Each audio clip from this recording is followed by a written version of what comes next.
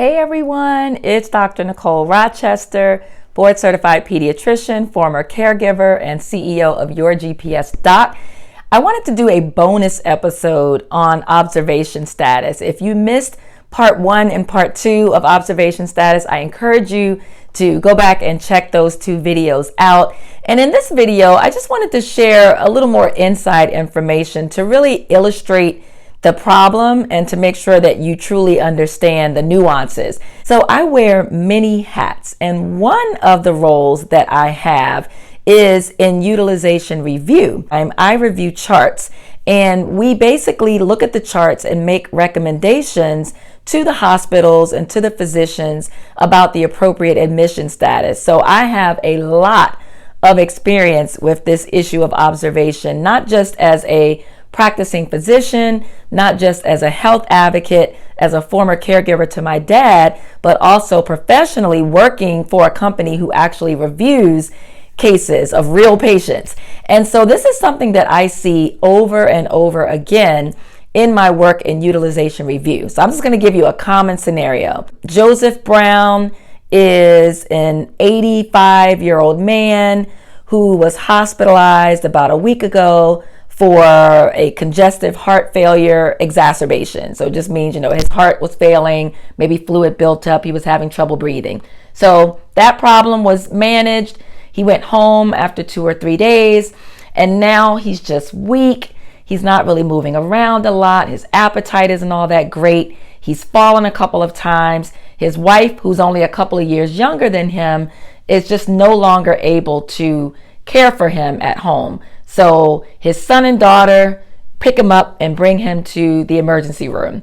So the typical chief complaint, which is like what we write in the medical chart for why someone is there, the typical chief complaint for this visit will be weakness. That's usually what I'll see in the emergency room record. But the issue is, they will evaluate Mr. Brown, and they will always, you cannot go to the emergency room without blood work, chest x-ray, urinalysis. We'll talk about that in another episode of Navigator Nuggets. So typically Mr. Brown will get some blood work, looking to see if he's anemic. He'll get a urinalysis or a urine test to see if he has a urinary tract infection. Even if he's not having any respiratory symptoms, he almost always gets a chest x-ray, which is normal. If the complaint is weakness, they'll usually do a head CT scan or a CAT scan, comes back normal, or some age-related changes. And then they examine Mr. Brown as well, and his exam is not really all that remarkable. He is a little bit weak all over, but nothing to suggest a stroke. So now what? His labs are essentially normal. He hasn't had a stroke. He doesn't need IV fluids. He doesn't need medications, but he's weak, and his family is saying, we can't really take care of him at home anymore. So guess what? Mr. Brown gets hospitalized.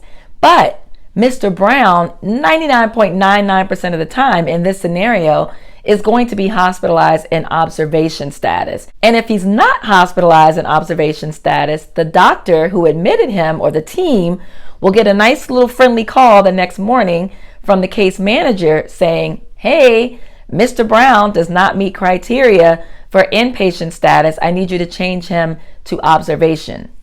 Why? Because there's not a lot of things being done for Mr. Brown. Technically, from a medical perspective, from an insurance perspective, the hospital isn't really doing anything for Mr. Brown that can't be done for him at home. So Mr. Brown gets hospitalized, and he's fed a regular diet. They give him his medications that he already takes at home. They'll probably have him on a monitor where they're measuring his oxygen rate with his finger and measuring his heart rate, his blood pressure, all those things. But they're not really doing anything for Mr. Brown. So then physical therapy and occupational therapy are usually consulted. They'll come see Mr. Brown, and they'll note that, he is weak and he can't really get out of bed by himself, and he's a fall risk. And so they say, he probably needs to be in a skilled nursing facility, what you know of as a nursing home, for additional therapy. But guess what? Mr. Brown isn't really all that sick. He's just weak. He's just older. He's debilitated, probably from his recent hospital stay. And so he still doesn't meet criteria for an inpatient. And guess what? 3 days later, unless something changes, he still won't meet criteria for inpatient status. 5 days later, he still won't meet criteria for inpatient status. So now we have this dear Mr. Brown who is too weak to go home. He's not really safe at home. He has an elderly wife who can't keep picking him up off the floor and taking care of him.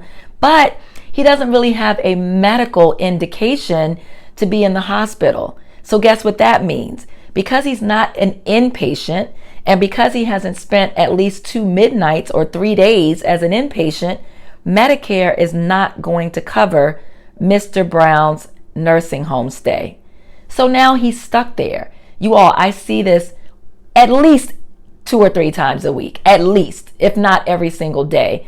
So this is a huge problem, and there is no great solution for this problem. And what happens in reality is that, days and days go by, and usually either Mr. Brown's family just comes back and picks him up from the hospital and brings him home, and they try to do the best that they can.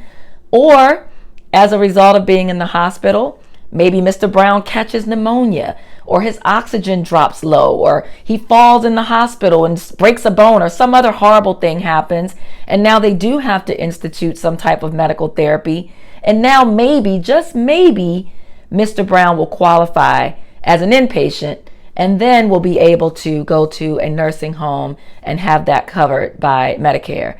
If this is not like the saddest story you've ever heard, but you all, I see this all the time. I hear about this all the time. So I just wanted to give you an actual narrative, an actual example of how this observation status thing pops up, in the real world.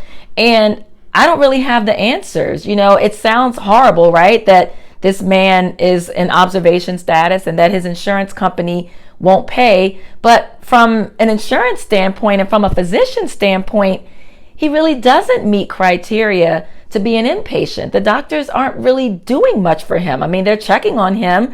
They're examining him every day. The nurses are checking his vital signs and they're feeding him. But those types of things don't really need to be done in a hospital setting. So this is one of the great failings of our healthcare system, in my opinion, and one of the huge gaps where we just don't really have anything in place to help these types of patients. So I wanted you to understand that, because many of you watching this have either been in that situation yourself, you have a family member, maybe an aging parent or grandparent who has been in that situation, and it makes you want to pull your hair out and scream. Right now, there is no answer to this awful scenario, but at least you can be informed so that you are not surprised when this comes up for you or for one of your family members. So I'm sorry I'm not able to end this episode with good news, but part of my job, as I see it, is to educate. I can't always give you a solution, but I can always help you understand things a little bit better. So I hope that this was helpful.